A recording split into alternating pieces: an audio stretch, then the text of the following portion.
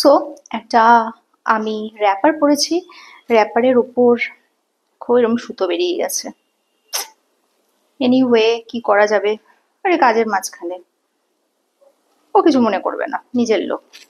Hey guys, good evening and welcome to my channel tips up back. কেমন আছো তোমরা সবাই? আশা করছি সবাই ভালো আছো। এই গরমে আশা করছি সবাই সুস্থ আছো।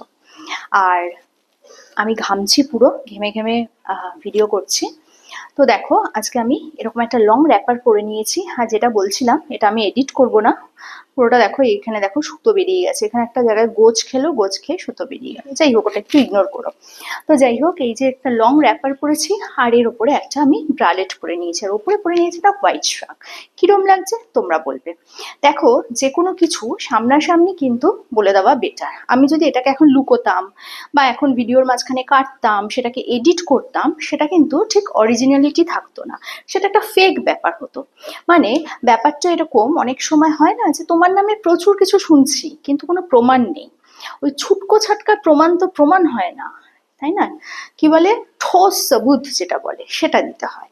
তো সেটা না থাকলে তুমি কারোর নামে কিছু বলতে পারো না। কটা ঠুকঠাক টুসটাস সবুত দিয়ে কাউকে খারাপ বা ভালো প্রমাণ করা যায় না।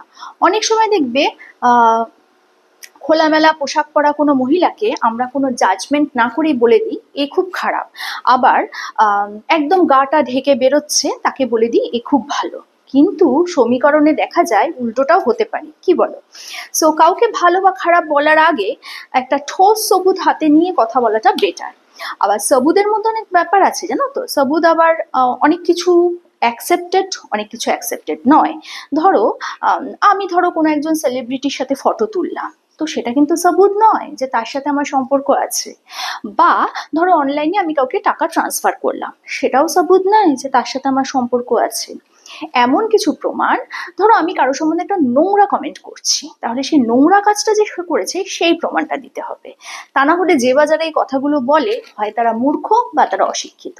যাই হোক, এই ড্রেসটা যে পরেছি, পরে এত জ্ঞানের কথা বলে দিলাম, এবার আসছি।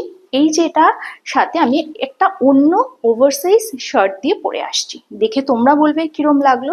আর এই গরমে না ভেবেছিলাম চুলটাকে বেশ সেট করে খুলবো, কিন্তু দেখলাম এমনি গলদঘর্ম হয়ে যাচ্ছি।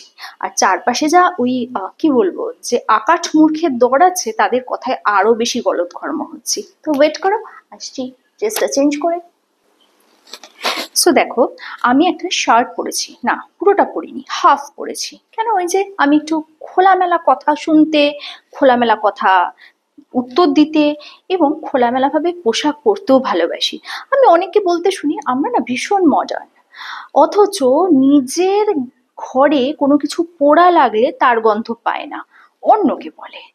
তো যাই হোক, এই যে আমি খোলামেলা পোশাক পরি, আমার মনটাও খোলামেলা, মুখটাও খোলামেলা। মানে আমায় কেউ ধরো উল্টোপাল্টা কথা বললে, সেটা ডাইজেস্ট করতে করতে একটা সময় ফোঁস কিন্তু করি। তো যাই হোক, কিরম লাগছে সেটা বলবে। আরেকটা প্রসঙ্গে বলে দিই, সেটা হলো ধরো এই যে আমি এর ওপর একটা শ্রাক পরেছিলাম, তাতেও কিন্তু ফুল কভার হয়নি, কারণ শ্রাকটা নেটের, নেটের ফাঁক দিয়ে অনেক কিছুই দেখা যাচ্ছে। আবার আমি যে শার্টটা পরেছি, শার্টটাও আমি ফুল কভার করিনি। আমি শার্টটাও যে পরেছি তাতেও কিন্তু বেশ স্মার্ট লাগছে। সো স্টাইল করতে গেলে কনফিডেন্সটা কিন্তু একদম ভীষণভাবে দরকার। কনফিডেন্স ছাড়া স্টাইল কখনো হয় না। আর যেটা করবে সেটা সবার সামনে করাটা কিন্তু একটা গার্ডসের দরকার আছে। আমি লুকিয়ে চুরিয়ে কিছু করি, আমি মাথার ওপর ছাতা রেখে ছাতার তলায় নোংরামি করি, তার থেকে বেটার কি ছাতা ফেলে দিয়ে আমি নোংরামি করি, এটুকু গার্ডস তো আছে। আর সোশ্যাল মিডিয়ায় যে বা যারা বলছে যে, সোশ্যাল মিডিয়ার লোকরা বলে না, বাইরের লোকরা নানান রকম কথা বলছে, তাদের উদ্দেশ্যে একটাই বলার, বারবার যেটা বলি, যে খারাপ লাগলে ইগনোর করুন, ধৃতরাষ্ট্র হয়ে যান, গান্ধারী হয়ে যান, বাট নোংরা কমেন্ট করে নিজেদের রুচির পরিচয় আর দেবেন না। অনেক তো হলো, এবার একটু থামুন না। অনেক তো বয়স হলো, চিতায় ওঠার সময় হলো, আর কেন? যাই হোক, কেমন লাগছে সেটা তো বলবে।